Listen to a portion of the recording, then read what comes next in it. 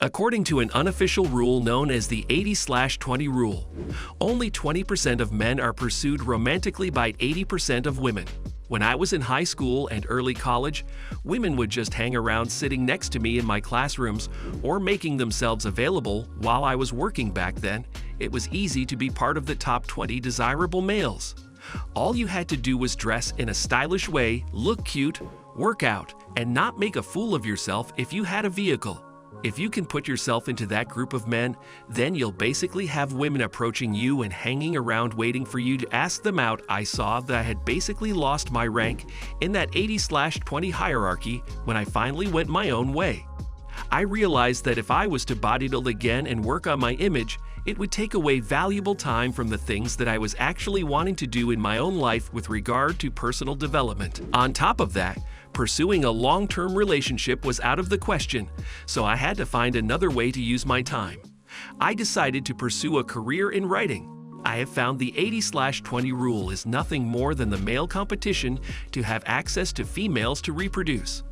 The main problem with this today is that women are on birth control and men use condoms. As a result, all of your efforts to pass on your genes are a complete waste of time. Sure, you get to have a lot of sex, but you also risk false allegations, sexually transmitted diseases, and emotional abuse. Additionally, you have to take on a relationship, and the risks are simply not worth it. When you come to terms with this, you will be able to basically live your life to the fullest for yourself and let other men deal with the enticements that modern women present. Most of you out there have never actually been in the group of desirable males, and you assume that it's a great thing, but what you don't understand is that just because girls are attracted to you doesn't mean that the girls you want in your life are actually coming up to you and trying to get your attention. For some reason, the most attractive women hit on the best-looking guys. They probably figure that they have nothing to lose, so they pretty much go for it. And if you're an upper-tier man, you're constantly having to turn nasty women away just when you think you've gotten rid of one of them another. 3 or 4 of them creep and they might be fat, or they might have a face that only a mother could have created by basically throwing them down the stairs as an infant. The women that you actually don't want to date will basically approach you at work as well. They expect to be charmed and entertained regardless of the social status of the male. If you look up the 80/20 rule with regards to dating and relationships, so the 80/20 rule is also known in some circles as the 80/20 principles. If you look at the typical high school or college campus, the 80/20 rule means that 20% of males are having roughly 80% of the sex.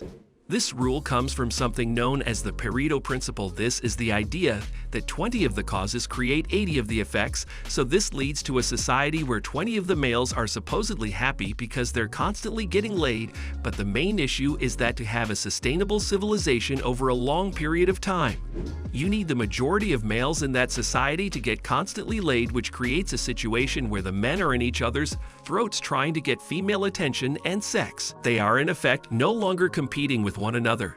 This is a sort of sexual communism where every single man is guaranteed access to reproduction if he gets married.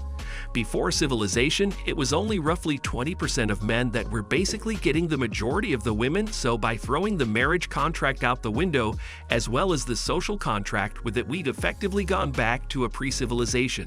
The mating game, most women of reproductive age are perfectly fine having no strings attached sex with alpha males. However, when they hit the wall, that's when they panic and often settle for a man in that group of undesirable 80%. That's probably the only time that many such men will gain access to a woman's golden vagina.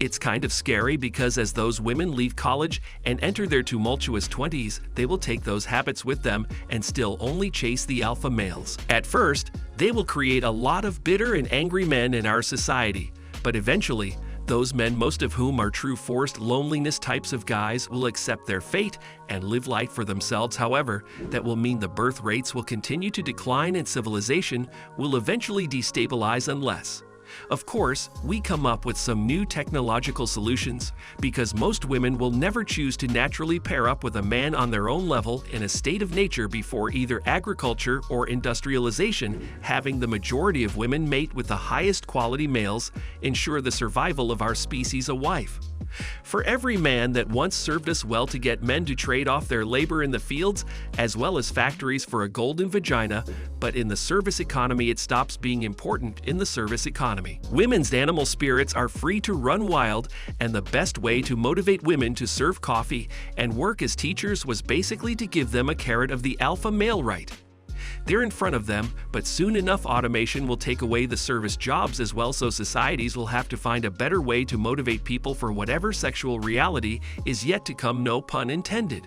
Social and sexual norms have evolved over time based on what our rulers and industrial capitalists have demanded in terms of labor. When it comes to reproduction, I am also of the opinion that there will be no attempts made in the near future, short of changing our DNA, to stop 80% of women from chasing after 20% of men.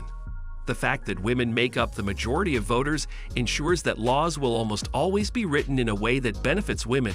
We are powerless to change this fact without resorting to some form of sanction. After all, if the majority of men are judged to be sexually inappropriate or undesirable by the majority of women, their only choice may be to suffocate on chicken while watching an X-rated movie or reading a Hustler magazine. I can't help but wonder if the normalization of sexual behavior has played a role in the growth of the pornographic industry. What do you think, folks? Isn't that fascinating? Coach Corey Wayne frequently makes the analogy that women are similar to cats in that they do whatever they want, whereas men who act in the same manner will be shamed and made to walk on a leash like dogs. If men continue to act however they please, they will be humiliated and restrained like animals. The practice of having sexual encounters with individuals who are not currently involved in a romantic partnership is referred to as the hookup culture. The majority of attractive men anticipate their partners to be horny and attractive, while the majority of horny women anticipate their partners to be attractive.